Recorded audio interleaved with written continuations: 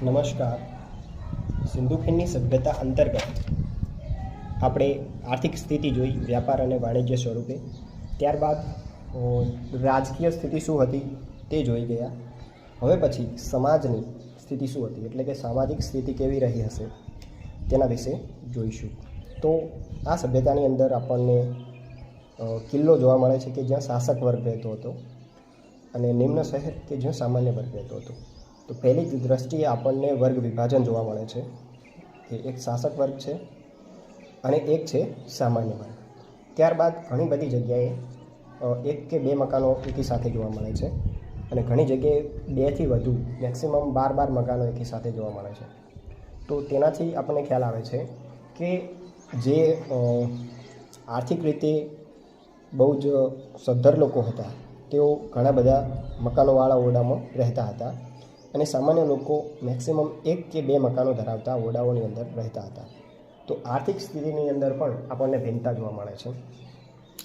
ત્યારબાદ જો અંતિમ સંસ્કારની પદ્ધતિઓમાં જોવામાં આવે તો ઘણી જગ્યાએ લોકોને ખાડો ખોદી અને ડાયરેક્ટ દફનાવી દેવામાં આવતા, જ્યારે ઘણી જગ્યાએ ખાડો ખોદ્યા પછી તેની ઉપર ઈંટોનું બનેલું સ્ટ્રક્ચર બનાવેલું જોઈ શકાય છે.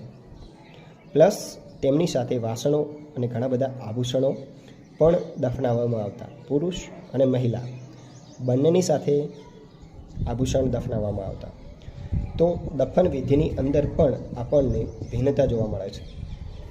ત્યારબાદ હડપ્પાની અંદર એક પુરુષની ખોપડીની જોડે શંખ, જેસ્પર મણકા અને ઘણા બધા આભૂષણો મળી આવ્યા છે. એક મૃતકને તાંબાના દર્પણ સાથે દફનાવવામાં આવે છે. તો આ વસ્તુ પણ સામાજિક ભિન્નતા તરફ સંકેત કરતી જોવા મળે છે. તે સિવાય સામાજિક સ્થિતિ અને ભિન્નતાને જાણવા માટે ઇતિહાસકારો ઉપયોગિતાની વસ્તુઓ અને વિલાસિતાની વસ્તુઓની શોધ કરે છે. ઉપયોગિતાની વસ્તુઓ એ છે કે જેને સામાન્ય લોકો વાપરતા હશે, અને વિલાસિતાની વસ્તુઓ એ જ લોકો એફોર્ડ કરી શકે કે જેઓ આર્થિક રીતે ધનવાન હોય છે. તો હડપ્પાની અંદર આપણને ફેઉન્સના પાત્રો મળી આવ્યા છે. આ પાત્ર છે તે રેત, રંગ અને ચીકણા પદાર્થોને મિક્સ કરવાથી બનતું હતું, અને તેને બનાવવું ખૂબ જ મુશ્કેલ હતું, અને તેનો ઉપયોગ સુગંધિત ધ્રવ્યો ભરવા માટે થતો હતો. તો આ જે વસ્તુ છે તે હડપ્પા અને મોહેંજો-દડોમાં ખાસ મળી આવ્યા છે. તો કહી શકાય કે જે લોકો આર્થિક રીતે વધુ ધનવાન હતા તે લોકો આ પ્રકારના પાત્રોનો ઉપયોગ કરતા હતા. તો હડપ્પાની અંદર આપણે આ રીતના અલગ અલગ પ્રકારની સામાજિક ભિન્નતાઓ જોઈ શકીએ છીએ, તેમાં મળેલી પૂરા વસ્તુઓના પુરાવાના આધારે. નમસ્કાર. સિંધુ સભ્યતા દરમિયાન ધાર્મિક સ્થિતિ શું રહી હતી, અને આ સભ્યતાના લોકોની ધાર્મિક માન્યતાઓ કેવા પ્રકારની રહી હશે તેના વિશે આપણે હવે જોઈશું. તો હડપ્પાની અંદર ટેરાકોટાની એક મૂર્તિ મળી આવી છે, જેની અંદર એક સ્ત્રીના ગર્ભમાંથી છોડ નીકળતો દેખાડવામાં આવ્યો છે. તો ઇતિહાસકારો તેને ભૂમિની દેવી પૃથ્વી સમજે છે, અને એવું માનવામાં આવે છે કે હડપ્પાના લોકોએ પૃથ્વીને પ્રજનનની દેવી સ્વરૂપે તેની પૂજા કરી હતી.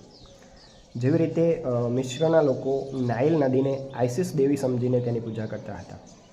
જો કે મિશ્રની જે સભ્યતા છે તે માતૃપ્રધાન સભ્યતા છે, પરંતુ હડપ્પાની લિપિ આપણે ઉકેલી શક્યા નથી.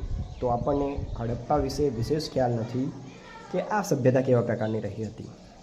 દેવી પૂજા ખાસ જોવા મળે છે, અને હિન્દુ ગ્રંથોની અંદર દેવી પૂજાનો ઉલ્લેખ ઈસવીસન પૂર્વે 6ઠી સદીની અંદર પુરાણોની અંદર જોવા મળે છે, જેની અંદર દુર્ગા, કાલી, અંબા વગેરેની પૂજાનો ઉલ્લેખ છે. તો પાછળથી દેવી પૂજાનું પ્રચલન આપણને હિન્દુ ધર્મમાં જોવા મળે છે.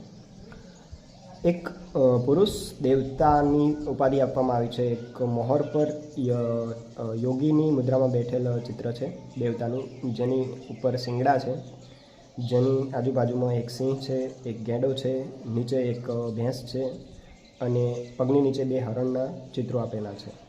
તો આ દેવતાને પશુપતિ મહાદેવ સાથે જોડવામાં આવે છે, પરંતુ આ જે ઓળખ છે તે હજુ સુધી સંદિગ્ધ છે, કારણ કે બળદનું કોઈ પણ પ્રકારનું ચિત્ર અહીંથી આપણને જોવા નથી મળ્યું. સિંધુ સભ્યતાના લોકો લિંગ પૂજા પણ કરતા હતા, જેના વિશેષ પુરાવાઓ અહીંથી મળી આવ્યા છે. અને આપણે જોઈએ છીએ કે અત્યારે પણ શિવલિંગની પૂજા કરવામાં આવે છે, તો આ પ્રચલન અત્યાર સુધીમાં કન્ટિન્યુ જોવા મળે છે. હડપ્પામાંથી પથ્થરના પુષ્પો અને સ્ત્રી ગુપ્તાંગના ચિત્રો મળી આવ્યા છે. અને ઋગ્વેદની અંદર આર્યેતર એટલે કે આર્ય સિવાયના લોકો દ્વારા લિંગ પૂજા અને પુષ્પ પૂજાનો ઉલ્લેખ જોવા મળે છે. એક મોહરની અંદર પીંપળાનું ચિત્ર છે, જેની વચ્ચે એક દેવતાનું ચિત્ર જોવા મળે છે. તો એવું કહી શકાય કે આ લોકો વૃક્ષ પૂજા પણ કરતા હતા. તો આપણે જોઈએ છીએ કે સિંધુ સભ્યતાના લોકો વૃક્ષ, પશુ, પ્રકૃતિ વગેરેની પૂજા કરતા હતા. પરંતુ આ બધી પૂજાઓ કરવા માટે તેમણે કોઈ મંદિર નહોતું બનાવ્યું. કહેવાનો મતલબ એ છે કે કોઈ ધાર્મિક સ્ટ્રક્ચર જોવા મળતું નથી. તો આ પ્રકારની કંઈક ધાર્મિક સ્થિતિ આપણને જોવા મળે છે સિંધુ ખીણની સભ્યતા દરમિયાન.